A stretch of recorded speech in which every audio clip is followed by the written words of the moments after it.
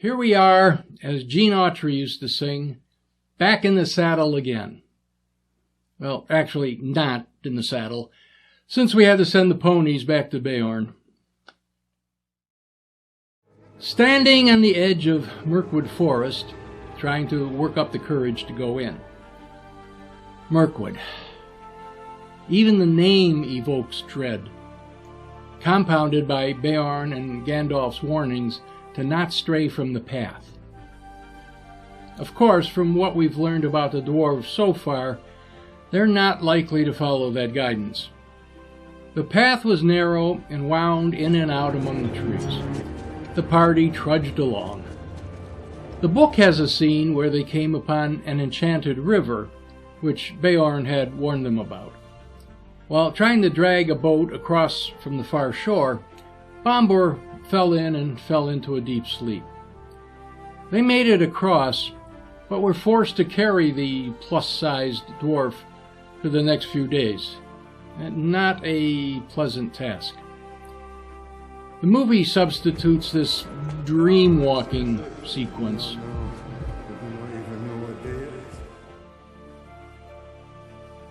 Foreshadowing. In both formats, Bilbo climbed a tree to try and get their bearings. In the movie, it's his own idea, and as he reached the top, he saw the mountain in the distance and was encouraged.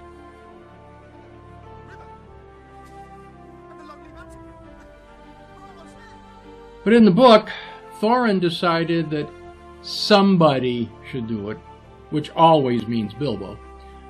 When he reached the top, he saw, quote, "The forest goes on forever and ever and ever in all directions," and became discouraged. Now it's time for a major divergence, the first of many. And as always, we use the book as the primary source. Bilbo clambered down from the tree and made his disheartening report. They ate their last few crumbs of food and went to sleep. They awoke in the morning feeling hungry, thirsty, and all in all miserable. The only good news was that Bombur woke up, but with severe amnesia. He remembered nothing since the party at Bilbo's house. But at least they wouldn't have that load to carry anymore. The movie, however, takes off in a different direction. For the second time, Jackson drops Bilbo from a height that would be absolutely fatal. I suppose the web is supposed to be a cushion. I've noticed Peter Jackson has little or no understanding of physics or physiology.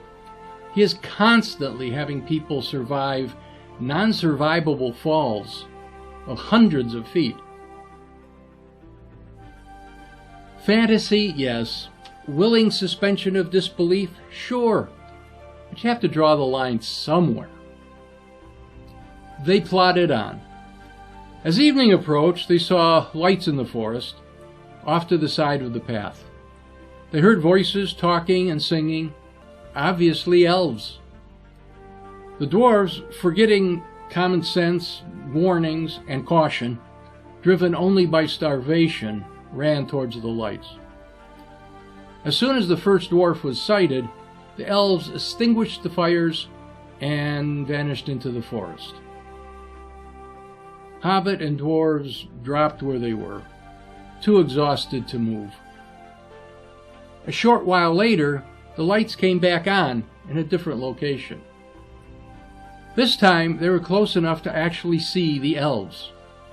Thorin stopped the rush, sending Bilbo ahead, as usual, as a sort of ambassador, figuring he was the least threatening of the company. The result was the same. Lights went out, elves vanished. Later into the night, the lights appeared for the third time. This time, Thorin himself stepped out.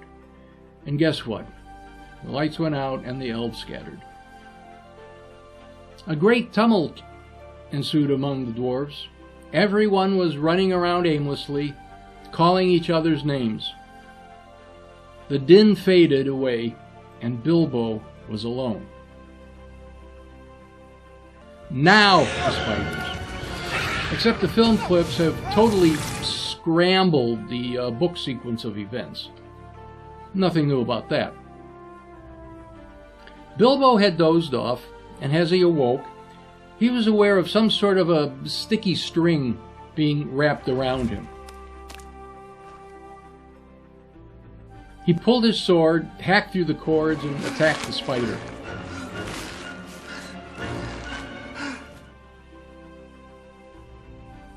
He slashed its eyes and finally stabbed it.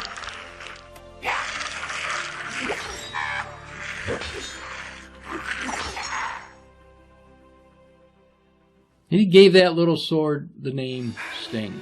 Sting. It's a good name. Sting.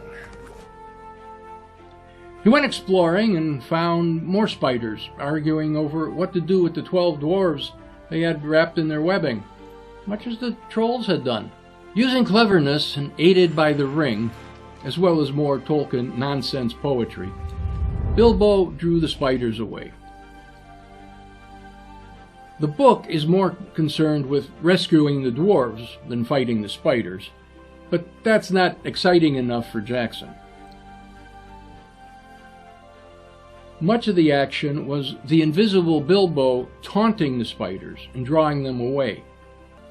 And when battle was joined, the book merely reports on the outcome, not the battle itself. Now this is typical of the Tolkien-Jackson dichotomy.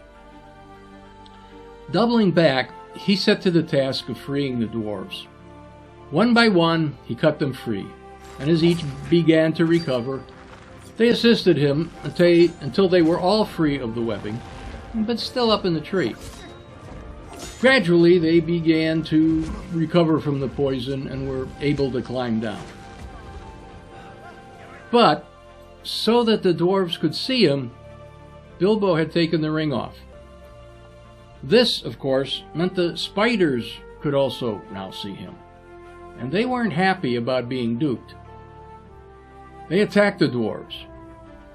Bilbo, seeing no other way, once again donned the ring and led the spiders away.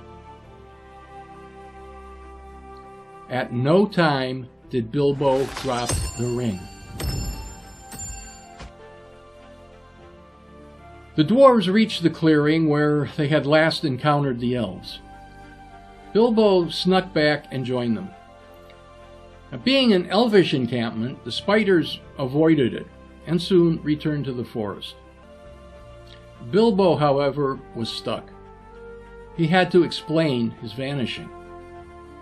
He reluctantly told the dwarves the whole story, Gollum, riddles, and all. Now, when Tolkien published The Lord of the Rings, he went back and made a few changes to The Hobbit to bring the two stories more into line. He seems to have missed this bit. I think the dwarves knowing about the ring would have had a profound influence on The Lord of the Rings. As the dwarves were resting and recovering, they finally realized Thorin was missing. Now, the last time they encountered the elves, they captured him. And speaking of elves, we have reached a point where the movies have totally jumped the rails. But to be fair, Tolkien confused things a bit at this point as well.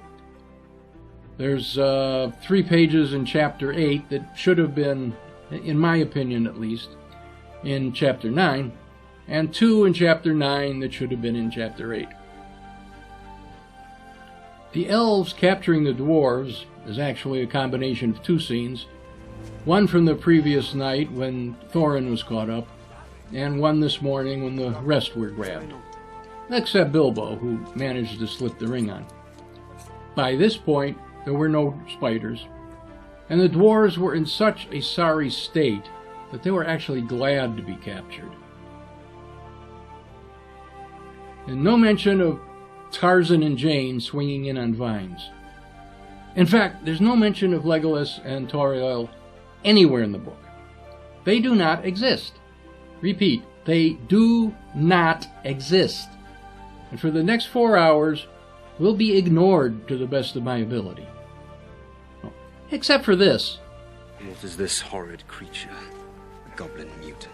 That's my wee lad, Gimli. Cute. Tolkien gives us the description of the Wood Elves and how and why they were different from the High Elves of the West, Elrond and such. But he concludes, quote, "Still elves they were and remain, and that is good people," unquote. And very briefly tells of the ancient animosity between elves and dwarves. He said, quote, "Thorin's family had nothing to do with the old quarrel," unquote. Although the prologue to the movie clearly shows that it was Thorin's family. It's another example of Jackson's disdain for Tolkien's story. Thorin is questioned by the Nameless King. Now, a lot of Tolkien's characters in The Hobbit don't have names. The king was just the king of the Wood Elves, and later referred to as the Elven King. The next day, the rest of the company were questioned as well. Now, neither knew that the other were prisoners. The interrogation scene happened earlier and was much different. It was much simpler. "Why did you attack us?" "We didn't attack you. We came begging for food because we were starving." "What were you doing in the forest?" "Looking for food and drink because we were starving." "Why were you in the forest at all?"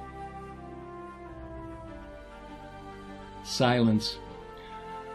Nothing about a noble quest or even a more prosaic motive, and no rehashing of the old wounds that we were already been through back in the prologue.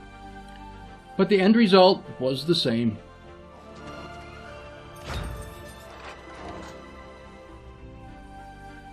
The invisible Bilbo had snuck in just behind the line of prisoners. He had a lot of time to learn the passages of the palace, and soon found the cells where the dwarves were kept. And other secrets of the caves, like where the wine was stored, and how it got in and out of the palace, which gave him an idea.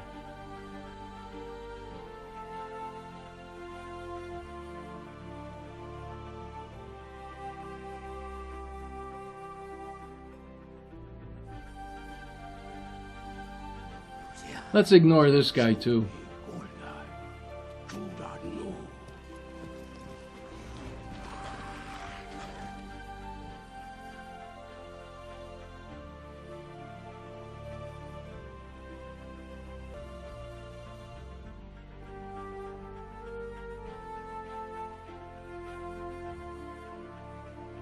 Remember about a minute ago when I said Bilbo had an idea?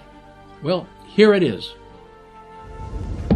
These empty barrels should have been sent back to Esgaroth hours ago. The bargeman will be waiting for them.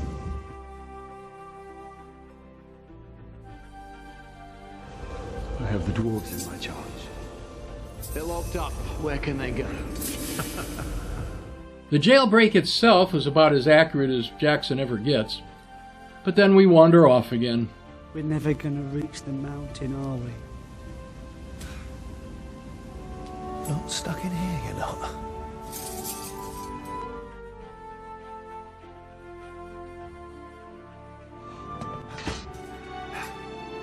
Bilbo! Shh! There it comes.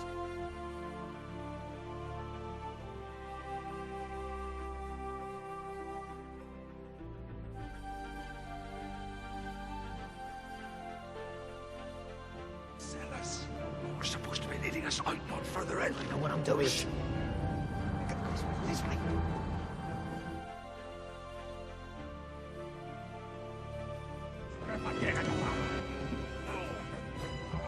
Bilbo actually put covers on the barrels, and the elves obligingly rolled them down the ramp, as they were intending to do all along with the empties.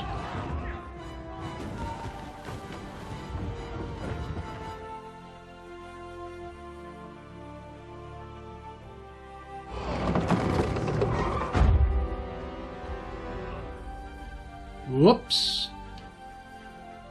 Actually, Bilbo managed to cling to the last one. The barrels floated out of the cave and onto the river.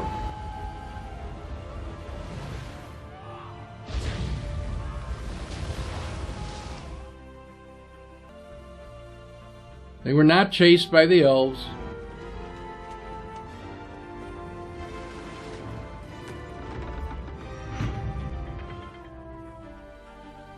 And there were no orcs, or goblins if you prefer. So there was no battle. Except Tolkien didn't account for Peter Jackson, who cannot do anything without an epic battle. So we have a battle. A 5.5-minute battle that never happened.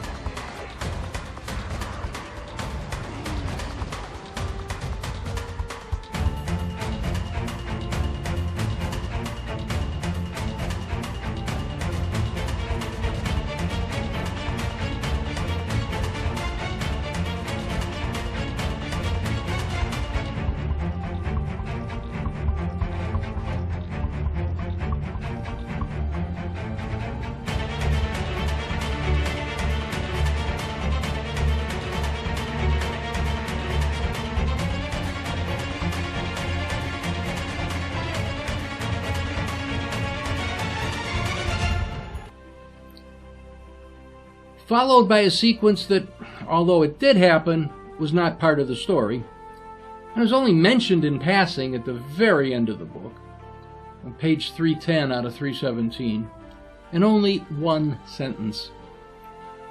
But we have 3.5 minutes here, and much more later on.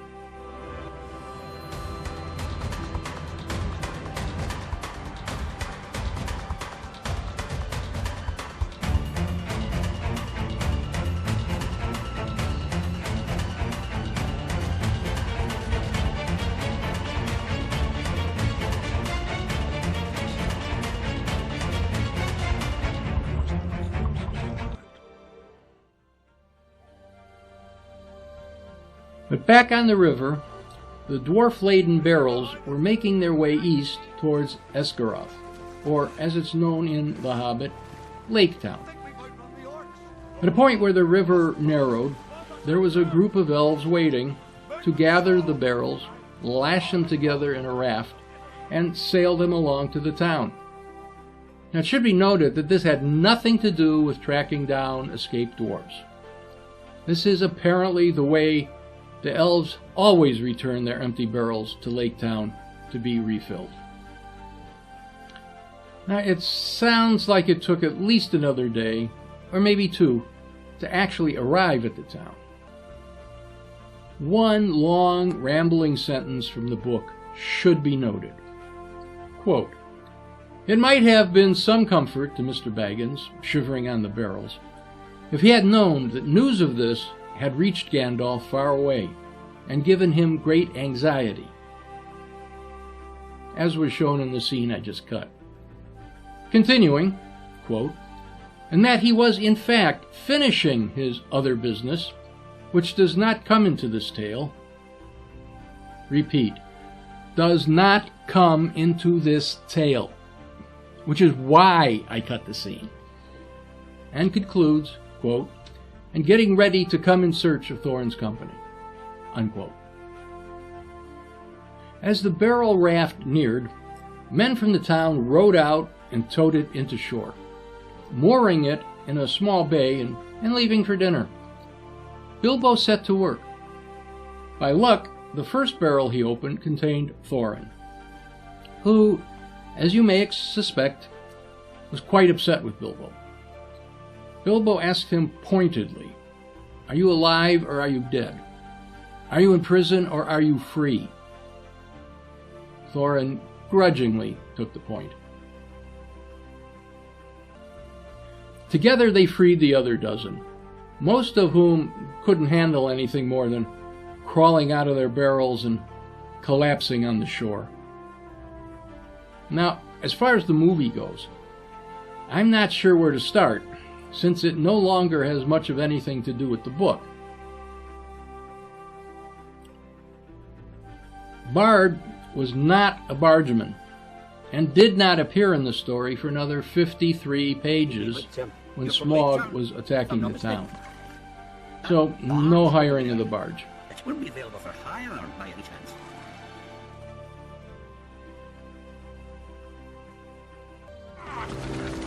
Such is the nature of evil. Out there in the vast ignorance of the world, it festers and spreads.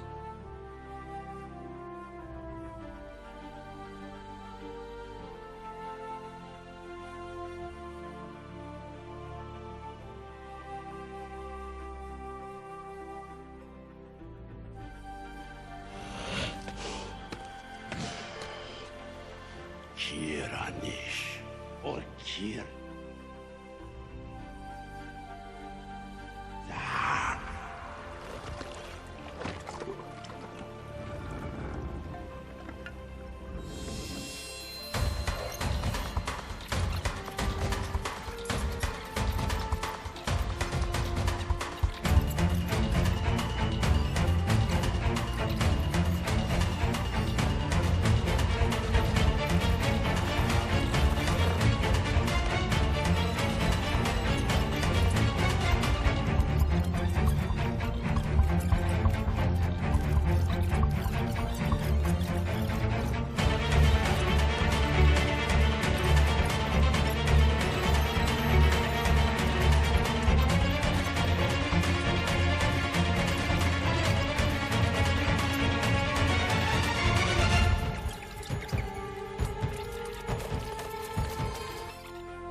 Bilbo, along with Thorin, Fili, and Kili, the only dwarves able to move on their own, headed for the bridge leading to the town. The entrance was guarded only in the loosest sense of the word. The guards were astonished when someone approached them, and even more so when he announced, "I am Thorin, son of Thrain, son of Thror, king under the mountain. I have come back," and asked to see the master of the town. Stunned though they were, the guards led them to a great hall where the master was hosting a feast. Thorin again announced himself, to the amazement of everyone present, especially the wood elf raftmen who had guided those barrels down the river. Hubbub ensued. The elves were yelling about escaped prisoners, Thorin saying this isn't the Elf King's realm, and he was talking to the master, not to them, and so forth. The townspeople at the feast soon picked up on the phrase, "King under the mountain," and began singing old songs about his return. The master decided it would be best, for now, to go along with the masses. Jackson did use a tiny little bit of this about 20 minutes from now, but with Bard instead of the elves. To reclaim our homeland.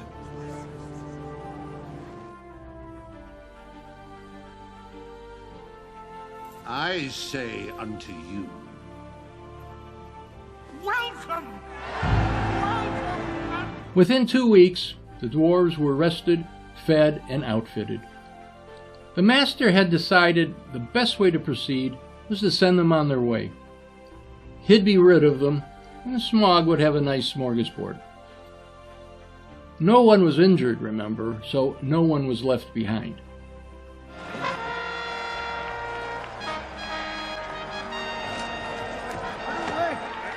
And I would be remiss if I did not mention the one thing that sets the book many thousands of times above the movie. No Alfred. Why, oh why, oh why does Peter Jackson insist on foisting these absolutely useless side characters on us? Of course, Lake Town was rife with the Master's spies, most famously these four.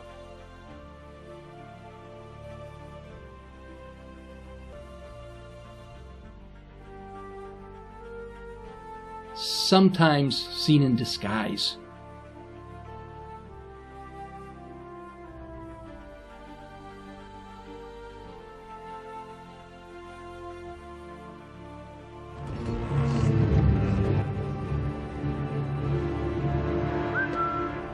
can tell the master I'm done for the day.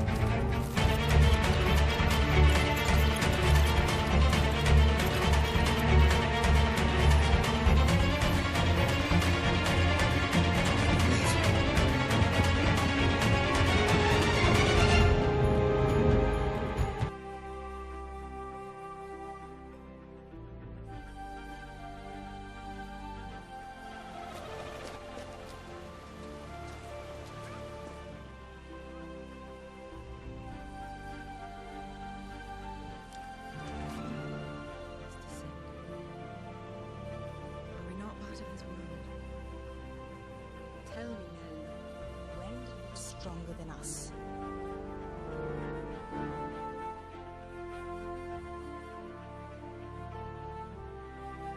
Bard, who are you after? There was a tapestry. An old whisper.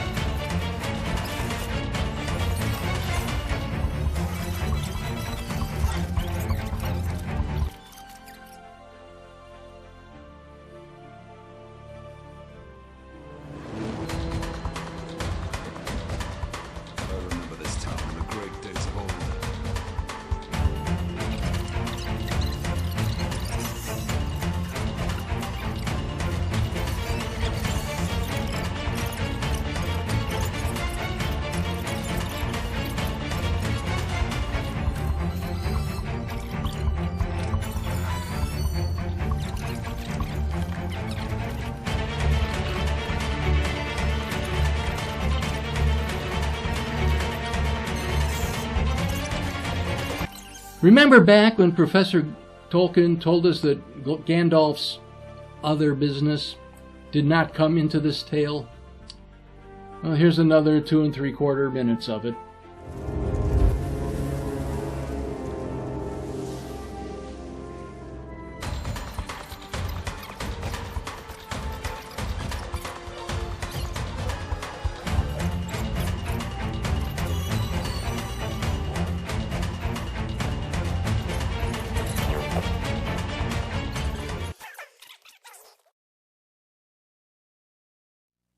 Well, we've made it to the end of chapter 10 in the book.